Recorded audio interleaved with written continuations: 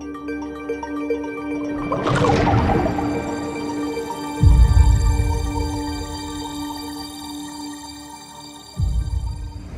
we have the monument of Tamagichi. It was originally disturbed with the center monument, and it was far for him to have his own monument. It's the Yamaka Native Americans. They wanted to learn English. They wanted to do everything. They wanted to be educated. They say if you want to sell in Tamagichi, and please don't do that. It's so fucking embarrassing. Right around the snow, screaming Tamagichi 3 times, and then you may or may not appear. Interesting. But besides slavery, there is a lot of Native American burial grounds too.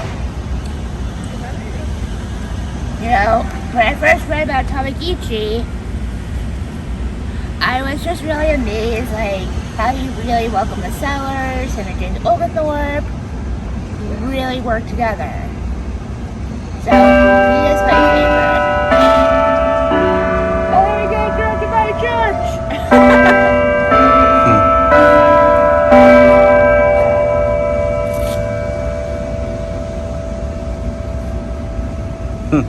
Interesting. This right here is Wright Square, the hanging square, and also it's the monument for Chief Tamagichi. Tamagichi was chief of the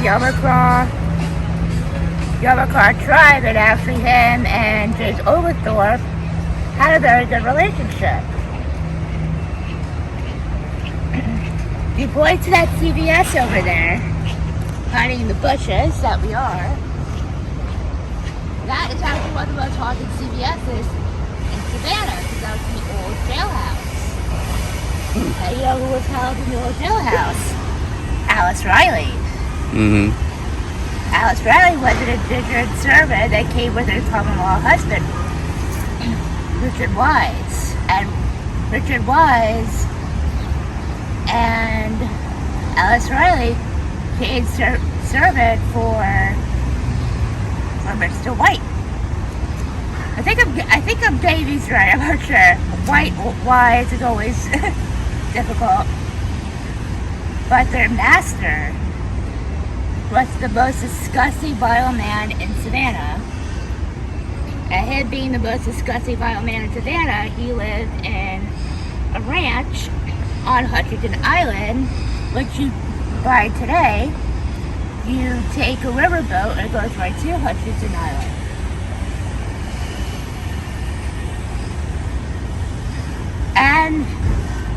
And the master did unspeakable things to Alice Riley. Trigger warning. He would rape her, do sexual advances, and just treat her with so much disrespect. One day, Alice Riley had enough. As she was washing his greasy, disgusting hair, she took a clean white sheet, suffocated him to death with her common-law husband. So the two escaped Hutchinson Island. They were arrested, and they were put in the jail cell where the CVS is. Her common-law husband was to die, and she was getting ready to be executed. They found out she was pregnant. And these legends go 2 ways. They said she had the baby, and the baby died 45 days later. They say they hung her when she was pregnant. I know once we started doing ghost touring, and some people will shout, "Hey Alice, we have your baby!" I did that, I felt a gust of wind, and I felt peering eyes on the tree. You notice I could have summoned Alice Riley. It is said if you are pregnant, or you have a baby in the stroller, some say a woman in a white antebellum dress is screaming for her baby. Where's my baby? Where's my baby? And hangings and this square too, were always done on a Friday. Of all these houses here, this was all graveyard. Because Savannah is built on its dead.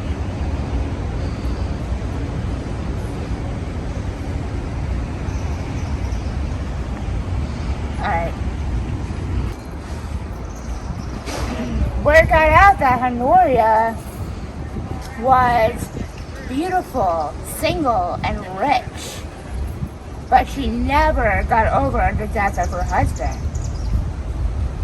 Until one day, a handyman came and offered to help her fix the place up because it was becoming in disrepair.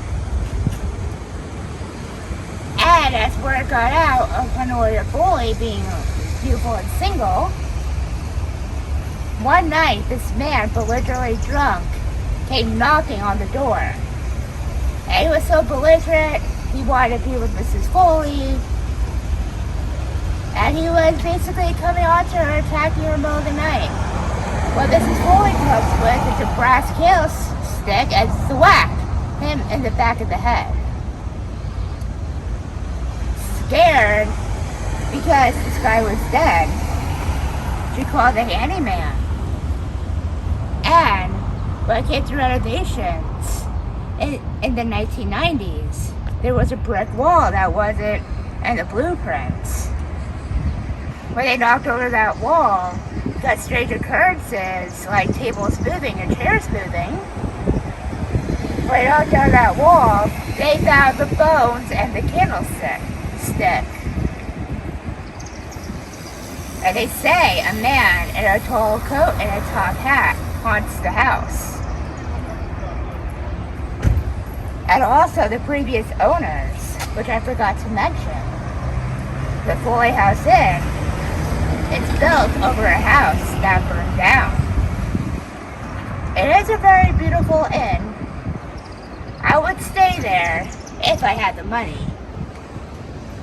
But here we are, Foley House Inn here in Chippewa Square in Savannah, Georgia. That good? This here, is the last part of the original Jewish plot cemetery. All this was built over. This was original, a loaded burial by James Overthorpe. One thing James Overthorpe welcomed were Jews and nobody that was Catholic. This is a very good piece of history. We don't know who's buried here anymore, but it's good to have remembrance of, Jewish people, but people that are really like Jewish people. And it's just really good to know that this survived urbanization. You always want to respect the grave. You have to find a stick or something. Usually Jewish tradition is a rock, but I don't see a rock right now. So I'm putting a few little sticks. Because when you visit a grave in Jewish religion, you always put a little rock or a little token where you visit. I put a stick for you already, so you don't have to do it. Thank you.